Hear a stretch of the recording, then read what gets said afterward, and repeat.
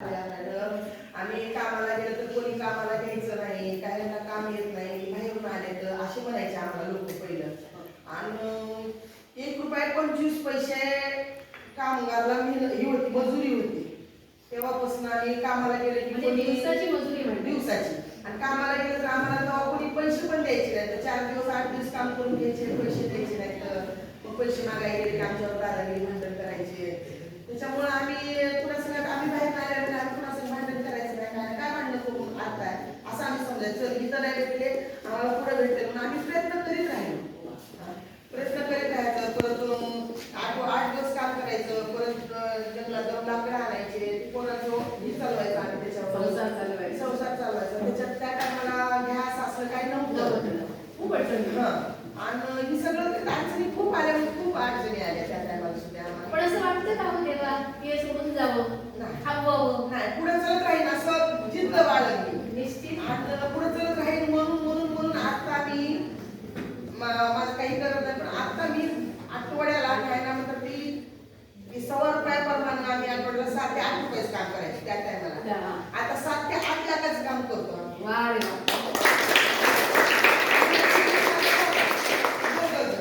आणि त्याच्यावर मी सगळं कुटुंब आता चालतंय. माझ्या मुली एकदम चांगल्या राहिल्या, चांगल्या वागल्या. त्याच्यामुळे मी अशी मान काय करू शकते.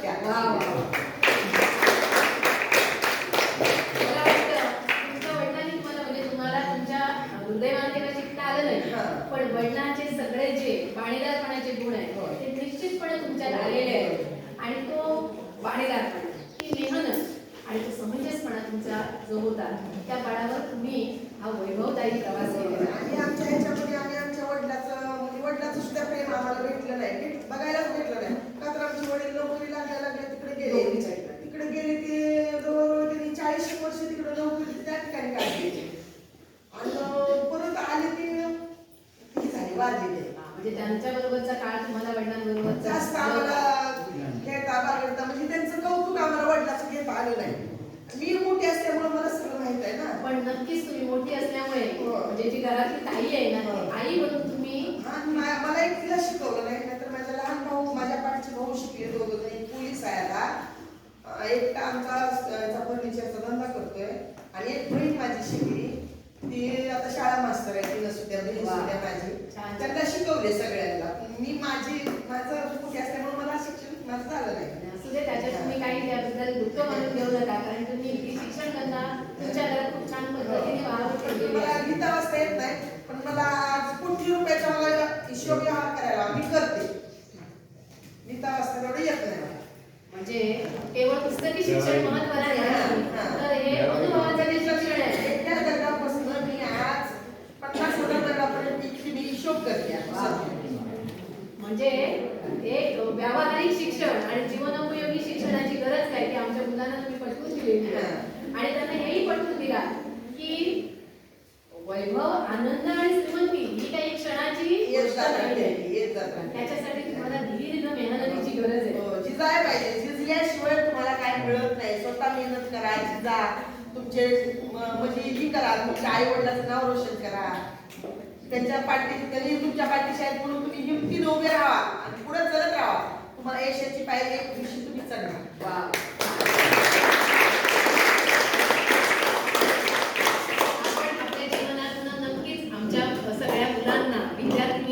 आज महिला दिनी एक उत्तम असा संदेश दिलेला आहे. म्हणजे पुन्हा विचारायचीच गरज नाही. खूप सुंदर असा संदेश दिलाय तुम्ही की तुम्ही कष्ट करा, कष्टाच्या बळावर मोठे व्हा. आणि मला अभिमानानं हेही सांगायला आवडेल की तुमच्या 3ही मुली आज स्वावलंबी आहे, स्वतःच्या पायावर आहेत. ते तुम्ही दिलेल्या गुणांच्या शिकवणी. अजून काही आमच्या मुलांना तुम्हाला संदेश द्यावासा वाटतोय का? काय नाही, संदेश काय नाही द्यायचा. तुम्ही खूप शिका, चांगलं राहावा, आई वडिलाचं नाव रोशन करा. आता नवीन काय काय निघाले, 7 वर्षाच्या 8 वर्षाच्या मुलींवर बलात्कार होते. तर साधं राहू नका. तुम्ही चांगलं डिशिंगनं राहावा, किमतीनं राहावा. तुमच्यावर असं कोणी बोट करायचं टाळी मानू नका. बोट केलं त्याचं बोट तोडून ठेवा आणि तुम्ही असं करत राहा. ह्या होत्या डॅशिंग, कर्तृत्ववान, कष्टाळू आणि यशस्वी अशा संगीता रामा पांचाळ. आपण या महिला दिनी आमच्याकडे आला आणि आपण सर्व आपल्या मुलींशी संवाद साधला आणि एक छोटीशी म्हणजे तुमच्या गप्पांच्या ओघात आम्हाला खूप सुंदर असं जीवनाचं शिक्षणही दिलं. त्याबद्दल संस्था, मुख्याध्यापक, शाळा या सर्वांच्या वतीने आम्ही तुमच्या आभारी आहोत. आमच्या शाळेतल्या सगळ्याच विद्यार्थ्यांना तुमच्या जीवनाबद्दल जाणून घेण्याची उत्सुकता आहे. तुम्ही इथे एक कामगार म्हणून एक 35 वर्षापूर्वी आलेला होता. तुमची मुलं आमच्या शाळेत शिकत होती आणि एक खाण कामगार ते एक यशस्वी उद्योजक असा तुमचा प्रवास झालेला आहे. तर आम्हा सर्व विद्यार्थ्यांच्या उत्सुकतेपोटी आम्हाला तुमच्याशी मनमुराद गप्पा मारायच्या आहेत. आवडेल ना तुम्हाला? थँक्यू. नमस्कार काकू, तुमचे मूळ गाव कोणते आहे? माझे मूळ गाव धाराशिव जिल्हा, तालुका धाराशिव, धाराशिव जिल्हा आणि गावाचं नाव कोणतं म्हटलं? तेच धाराशिव. नमस्कार काकू, तुम्हाला कोकणात आल्याला किती वर्ष झाली? 35 वर्ष झाली मला कोकणात. 35 वर्षापूर्वी तुम्ही इथे आलेले आहात. नमस्कार काकू, तुमच्या कामाविषयी आम्हाला थोडी माहिती मिळेल का? हो. माझं काम चिरेखणीत मी काम करीत होते. माझे मिस्टर मी दोघंजण काम करायचो. आम्हाला 4 मुलं. त्या 4 मुलं इथंच शाळेत घातली, इथंच मुलं आमची शिकली आणि आमची मुलं शिकून आता प्रत्येक मुलाचे लग्न करून दिले. तरी पण आम्ही आता सुद्धा गणितच काम करतो आणि गणित काम करतो की माझ्या मुलाची मुलं सुद्धा माझ्या मुलीची इथंच आता शिकतात. म्हणजे नातवंड सुद्धा नातवंड सुद्धा माझी इथंच शिकते. आणि कामाचं आमच्या बघायचं तर आम्ही उन्हातानाचं भरपूर काम करायचो. आता पण करतो आम्ही. आमचं काम केल्याशिवाय आमचं जीवन चलत नाही. काम करून आम्ही आमची जीविका चालवतो. आणि आता आम्ही काम करून कष्ट करून इतके मुलांचे लग्न केले, जागा घेतली, घर बांधलं इथे शाळेच्या बाजूलाच. परत आता 2 गाड्या घेतल्या आम्ही. आता पण आम्ही चिरेखणीत आम्ही नवरा बायको काम करतो. माझा मुलगा गाडी चालवतो आणि 2 मुली कपडे शिवतात. एक मुलगी माझी सरपंच आहे आता. खरंच अभिमानास्पद गोष्ट आहे की जरी आपल्या पांचाळ बहिणी स्वतः शिकलेल्या नसल्या तरी सुद्धा त्यांनी आपल्या घरामध्ये मात्र शिक्षणाची ज्योत तेवट ठेवलेली आहे आणि ही खरंच अभिमानास्पद गोष्ट आहे. त्यांची 4ही मुलं या शाळेत शिकली 10वी पर्यंत, स्वतःच्या पायावर उभी आहे आणि याच्यात अधिक भर म्हणून की काय त्यांनी म्हणजे ही शिक्षणाची ज्योत सतत चालत राहावी म्हणून आपल्या नातवंडांनाही इथे शाळेत शिकण्यासाठी आणलेलं आहे. तुमचं नक्कीच कौतुक यासाठी. नमस्कार, तुमच्या कामात तुम्हाला कोणाची साथ मिळाली? माझ्या गावात कोणी मला साथ दिलेली नाही म्हणून मी कोकणात आली. अरे वा. कोणीच विचार केला नाही की माझा नवरा ड्रायव्हर होता त्याच्यामुळं आम्हाला ना कामाधंदे त्याच्यात कोणी साथ दिली नाही. त्याच्यामुळे आम्ही कोकणात आलो. कोकणात येऊन मग इथं काम करता आम्ही दोघांनी केली आणि इथून आमची सुरुवात बरी झाली. म्हणजे इथं पहिल्यांदा आला तेव्हा तुमचे मिस्टर म्हणजे अण्णा पांचाळ हे ड्रायव्हर म्हणून काम करत होते की गाडीमध्येच ड्रायव्हर म्हणून थोडे दिवस केलं माहिती बुजणार. मग नंतर मग खणीमध्ये आम्ही काम करायला. म्हणजे खणीमध्ये नेमकं कोणत्या स्वरूपाचं काम असेल? खणीमध्ये दगड काढायचे, त्या हाताने दगड काढायचे पहिलं, नंतर मशनी आल्या, परत मशनीवर काम करायचो आम्ही. म्हणजे मशीनने तोडलेला तो चिरा तो गाडीत भरायचा. परत त्याची खाली राहिलेली माती फुटकं सगळं डोक्यावरनं 50 पायऱ्यावरनं वरती काढायचो आम्ही. खूप कष्ट. पहाटे 5 वाजता आम्ही खणीत उतरायचो कामाला. परत दुपारपर्यंत आम्ही खणीतच राहायचो. परत दुपारी 1 तासभर सुट्टी घ्यायची. त्याच्यानंतर संध्याकाळी 8 वाजेपर्यंत आम्ही खणीत काम करायचो. सकाळी जातानाच आपलं जेवण घेऊन जायचं. आणि त्याच्यात माझ्या मुलांनी मला भरपूर म्हणजे ही केली, मदत केली की लहान माझे मुलं होते ह्या शाळेतच यायचे, चलत यायचे, साठी घेऊन चलत यायचे सातारड्यावर. आणि इथं येऊन मग माझी मुलं घरला आले की घरी येऊन म्हणजे जेवण बनवायला यायचं नाही जास्त त्यांना, तरी भात करायचे, थोडी भाजी करायचे, झाडू मारायचे, कपडे राहिलेले तर स्वतः कपडे धुवायचे माझी मुलं, शेण काढायच्या मुली माझ्या. सगळं माझ्या मुलानं सुद्धा खूप केलं. माझा एकच मुलगा मला पण त्यांनी सुद्धा खूप करायचा घरात. पण आम्हाला पण अभिमान वाटेल शिक्षकांना की तुमची मुलं एवढ्या कष्टांवर शिकले. दिव्यावर आमच्या मुलांनी दिव्यावर अभ्यास केला. तुम्हाला आता लाईट येत आताच्या मुलांना, म्हणून आताच्या मुलांनी खूप काही केलं पाहिजे. आमच्या मुलांना दिवा सुद्धा भेटत नव्हता, दिव्याला तेल भेटत नव्हतं मुलांना आमच्या, तरी आमची मुलं शिकली. पण तरी पण एक कौतुकास्पद गोष्ट अशी की तुमची सगळी मुलं हुशार होते. अभ्यासात अतिशय हुशार. सगळ्याच गोष्टीचं मुलं माझ्यासाठी, माझ्या मुलावर मला खूप गर्व आहे. माझ्या मुलासाठी मी खूप अजून सुद्धा म्हणते, माझ्या मुलासाठी खूप मला जिजावं असं वाटतंय अजून सुद्धा. तुम्हाला जितका गर्व आहे तितका शिक्षक म्हणून आम्हालाही अभिमान आहे. कारण तुमची मुलं एवढ्या कष्टातून शाळेत येत होती पण कधीही गैरहजर नाही.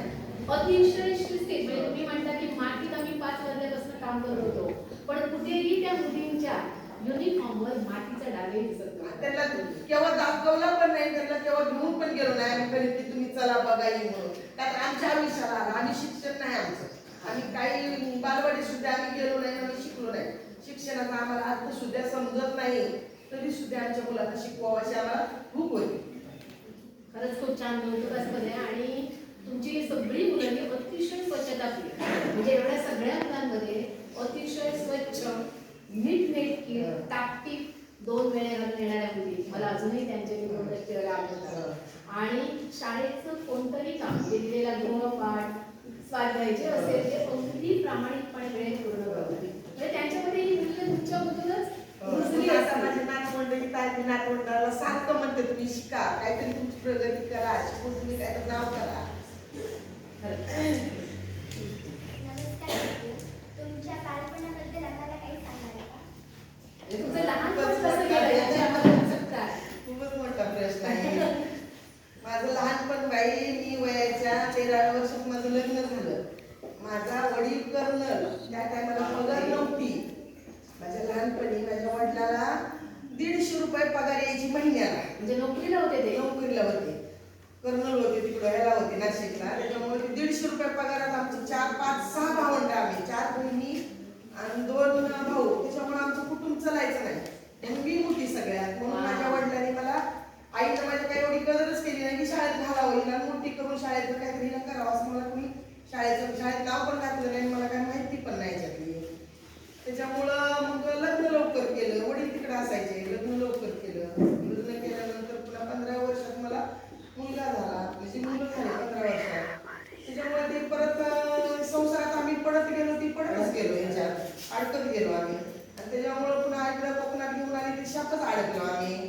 त्याच्यामुळे बाळ पण ही बघितलंच नाही. बाळ म्हणजे नशीब, तुम्ही खूप नशीबवान आहे सगळ्या मुली बसल्या त्या.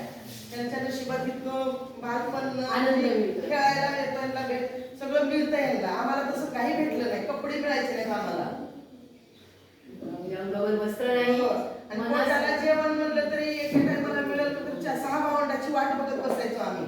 6 भावंडाला वाटणी करून आम्ही खायचो.